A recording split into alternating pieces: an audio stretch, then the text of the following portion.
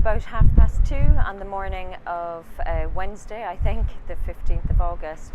As you can see behind me, there's still a bit of activity with some of the lads playing cards and those people who can't sleep yet or who haven't settled down yet. We're still in international waters. We heard that we're going to Malta, but some of us, like myself, actually received this news in the mess, having my dinner tonight on Euronews. So as of 11 or 12 o'clock last night, we still hadn't received any official information or confirmation from the Maltese authorities that we were disembarking there. That may have changed over the last few hours. I haven't been up to the bridge, but as of 11 or 12 o'clock last night, we still had no information about where we were going through an official channel. However, it was all over the news, and it just goes to show the disrespect shown to these people, and also how dehumanized the situation is, because it seems that the whole world knows where they're going before they do.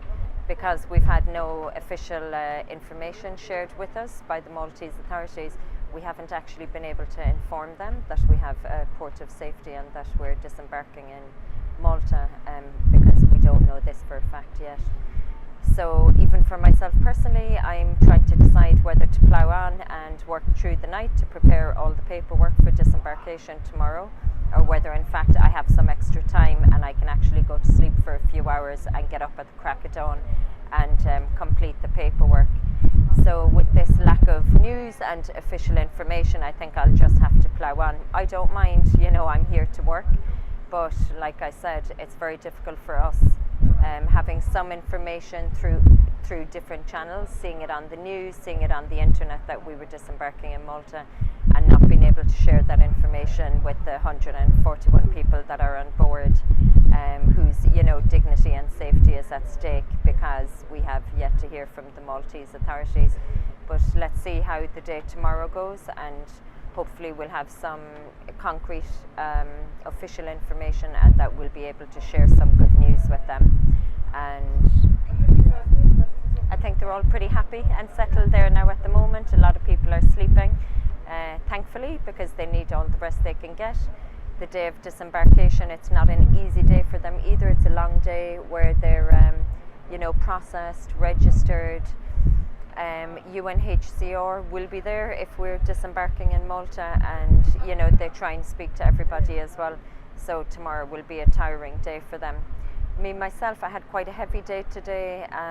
I spent a lot of day with Ben, our male cultural mediator, identifying vulnerable people, and we spent many hours delivering sexual violence speeches to create access to care, to let people know that we have heard many of these stories on board and that it's never their fault. We know that this happens a lot to men and boys, in particular in Libya, but also in the transit countries and in their countries of origin. And even during our speeches, so we did the speech in all the different languages. We began with English, then Arabic, then French, and then the Somali group. And we had, many young men crying during the speech, and so we actually spent many hours talking through to the people that wanted to speak to us in private, and it was a very heavy day, just listening about really awful stories about people who left home with their nephew, with their brother, with their sister.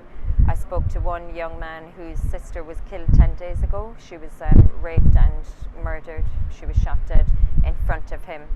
And I spoke to a 13-year-old who travelled with his nephew, his sister's son. They're both the same age, and the pair of them travelled together. And when they couldn't pay the ransom, their families couldn't pay the money that they were being extorted for, the people that held them captive actually stopped feeding them, so they went a long period of time without food or drink. And his nephew, who was really like his brother, actually died from the hunger and the thirst and been sick and the beatings and that.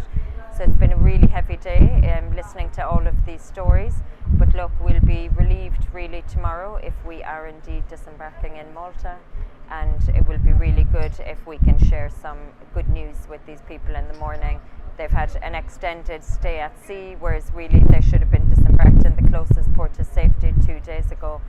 and we'll be looking forward to seeing them all safe on land, where all of their basic needs can be met and where they can receive the additional supports that they need. So hopefully tomorrow will be the day.